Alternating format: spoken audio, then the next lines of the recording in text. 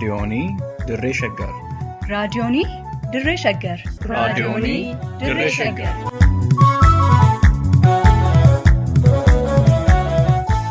Raadiyoonii Dirree Shaggar. Raadiyooniin Dirree Shaggar torbaan guutuu guyyoodhaan galgalatti sa'aatii tokkorraa eegalee hamma sa'aatii tokkoof walakkaatti dambalii gabaabaa meetir baandii 19 kiiloo heerzii 15,415 irratti qophii dabarsuu amma jalqaba. Raadiyoonii Dirree Shaggar. Ashamaa akka mul'atan dhaggeeffattootaa fi hordoftoota raadiyoonii Dirree Shaggar. Nagaan keenya kabajaa bakka isin jirtan hundatti isin qabu jecha oduu saatii kanaa isin dhageessisa. Jalqaba irrattis oduuwwan ijoo isin biraan gaha. Hidhattoonni mootummaa magaalaa Gudar keessatti dhukaasa banuun uummata nagaa jeequu fi shororkeessuun dhaga'ame. Waggaatti bitootessa 8 eeganii guyyaa dubartootaa kabajuun faayidaa hin qabu jedhan dubartoonni raadiyoonii Dirree Shaggar Oromiyaa garaa garaa irraa dubbise. Kunneenii fi kanneen biroos qabannee dhiyaanneerra. Haga xumuraatti nu waliin tura. Oduu isin dhageessisuun immoo kan isin faana turu aan Iftuu Galataati.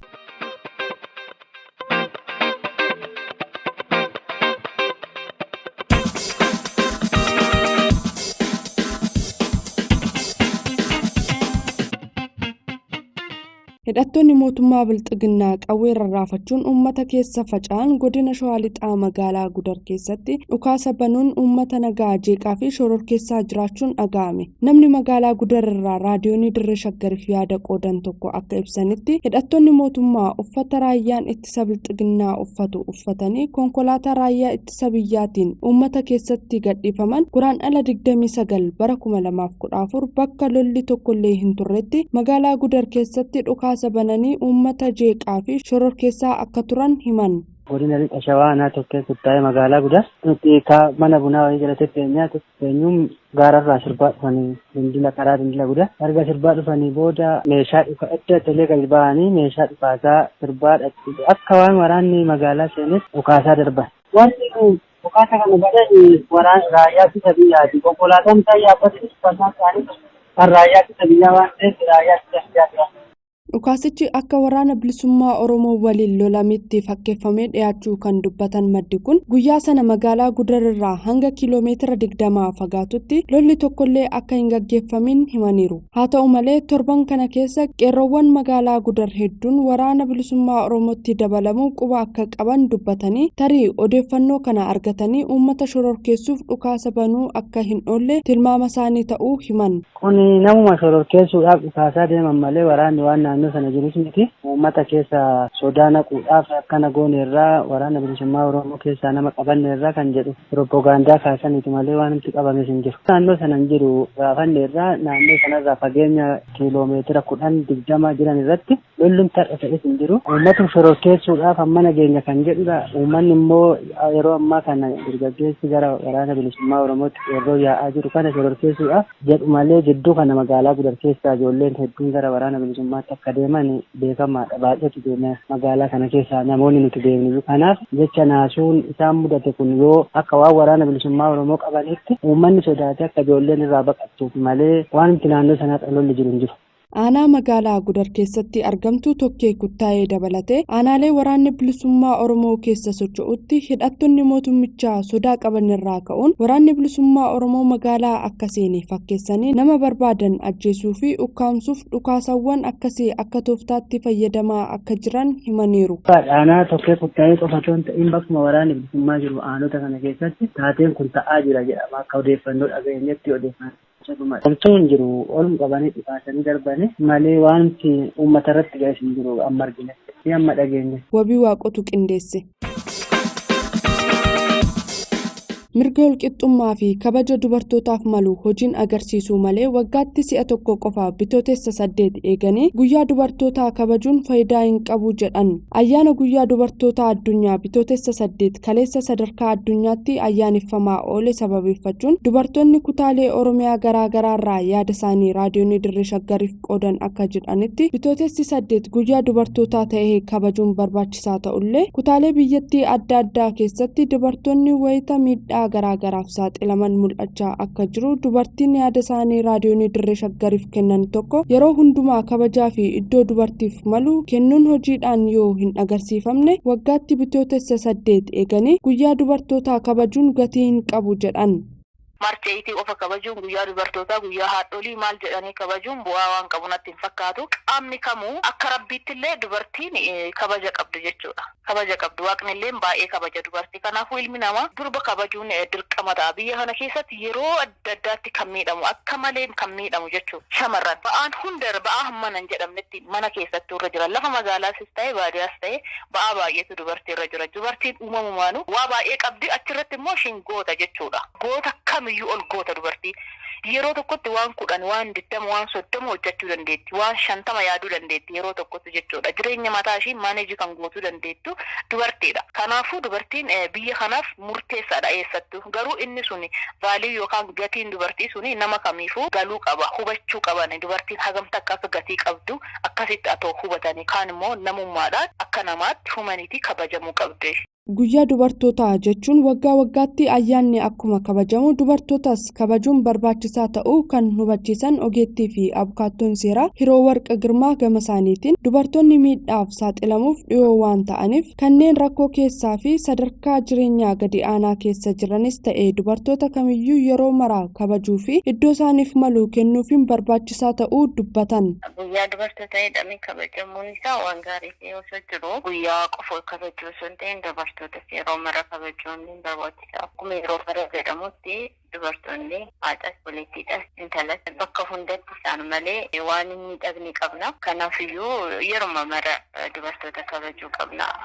Keessattuu yeroo ammaa kanatti haala jiruun dubartoonni baay'ee miidhaa garaagaraa irratti qaqqabaa jira. Miidhaadhaaf saaxilamuudhaafis immoo dubartoonni yeroo baay'ee dhiyoodha. Kanaafiyyuu dubartootuma qofa warruma ol ba'an kana maqaa isaanii qofa kaasanii weellisuu qofa osoo hin ta'in warra rakkoo keessa jiran illee gargaaraatuma kabajuu.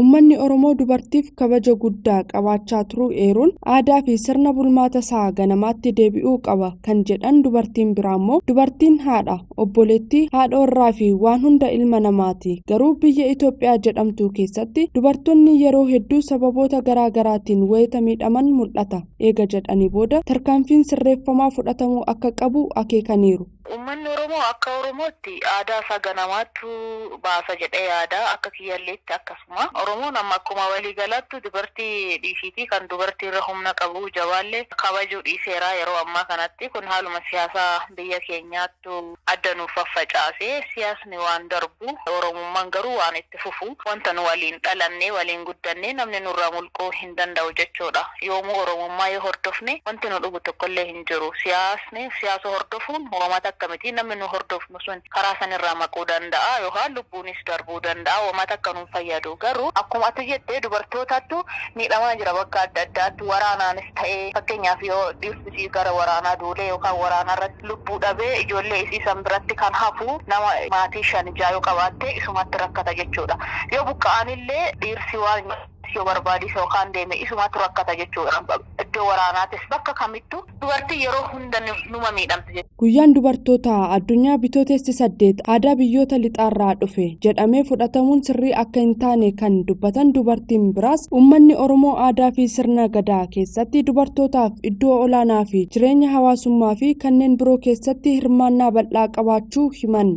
Dhimma dubartii wal qabatee mirga dubartii wal qabatee dhufu kun akka waan hawaasa alaarraa dhufetti akka waan hawaasa guddatee irraa dhufetti akkasitti yaadna yoo hedduu garuu ani san akka nama aadaa Oromoo fi sirna gadaa beekutti yeroo baay'ee wal dogongoranti fakkaata. Maaliif aadaa keenya keessatti jalqabumaa kaatee dubartiin sadarkaa guddatti hirmaannaa qabdi. Keessaawoo wal dhabbii furuu irratti hawaasa walitti fiduu irratti hirmaannaan isaan qaban tokkoof lama san caalaa bal'aadha. Dubartoonni nagaa buusuuf shoora olaanaa qaban kan jedhan dubartiin biraa tokko haala nageenya biyyattii keessa jiruun wal qabsiisuun haati siiqqee rakkoo nageenyaa fi walitti bu'iinsa Oromiyaa keessa jiru qabbaneessuuf waan irraa eeggamu bahuu qaban erga jedhanii booda dubartoonni guutuu addunyaarra jiran marti baga guyyaa dubartoota bitootessa 8 keessan jedhaniiru.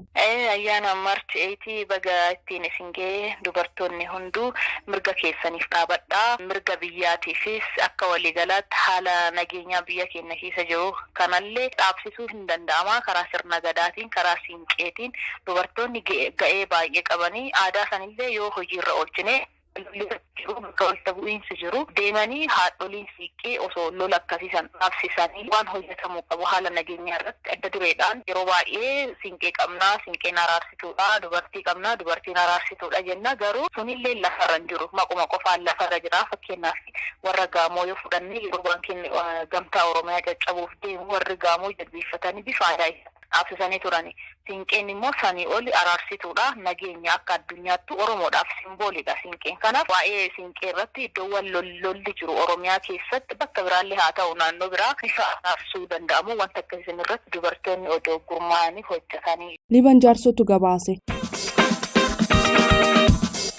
Godina Shawaa Lixaa aanaa Abunaa Gindabarat keessatti dargaggoon tokko mana hidhaa keessaa baafamuun ajjeefame. Godina Shawaa Lixaa aanaa Abunaa Gindabaratitti dargaggeessi tokko mana hidhaa keessaa baafame qaamota mootummaatiin ajjeefamuun himame. Jiraataan naannichaa odeessanuuf qoodanii fi eenyummaa isaanii ibsurraa of qusatan tokko yaada raadiyoonii Dirree Shaggariif qoodaniin akka ibsanitti dargaggoon Gammachuu Yaaddeessaa jedhamu guraandhala 28 bara 2014 mana hidhaa keessatti hidhamee ture keessaa baafame waraana mootummaa bilxiginnaatiin rasaasaan dhaamee ajjeefamuu ibsan. Maddi kun akka jedhanitti dargaggeessi kun aanuma sana keessatti dhalatee kan guddate yoo ta'u ragaa qabatamaa tokko malee abaa'oo shanee waliin hariiroo qaba jechuun ukkaanfamuun hidhamee akka ture eeranii murtii seeraa tokko malee hidhamuun otoo hin hanqatiin mana hidhaatii baafamee hidhattoota mootummaatiin akka malee ajjeefamuu himan. Gandoota 44 aanaan Abunaa Gindabarat qabdu keessaa gandoonni lakkoofsaan 40 ol ta'an to'annoo waraana bilisummaa Oromoo jala jiraachuu kan eeran maddi kun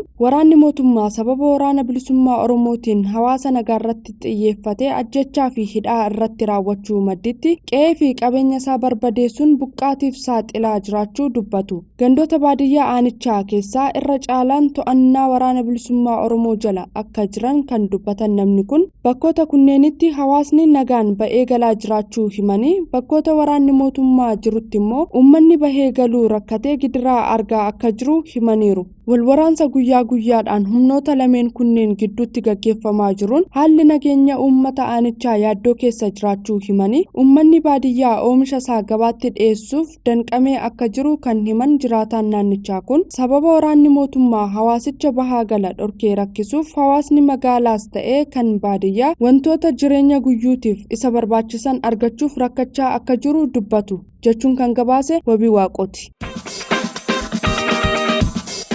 Walgaarreeffannaan poolisii humna addaa naannoo Amaaraa fi Beenishaangul Gumuz gidduutti uumame jabaatee itti fufuun dhaga'ame.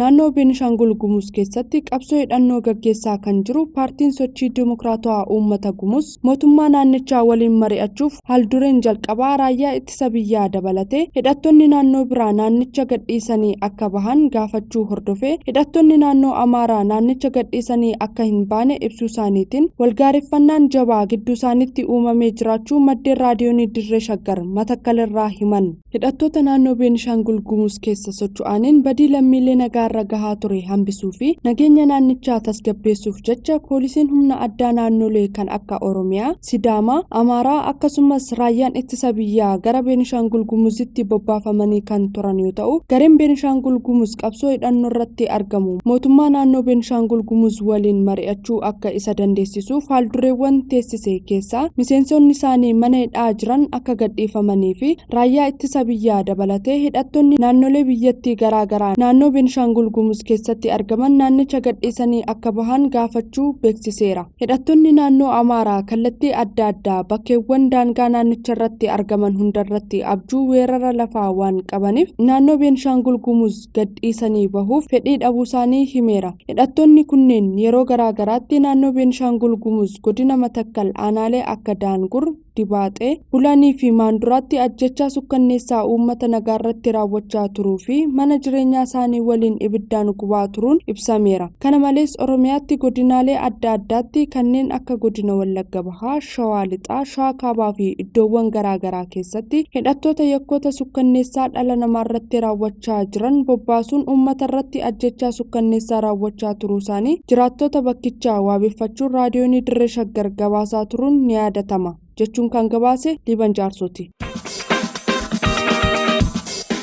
Egaa dhaggeeffattoota keenya oduun har'aaf qabannee dhiyaannee kanumaan gammaa ture waan waliin turtaniif hedduu galatoomaa halkan gaarii qabaadhaa.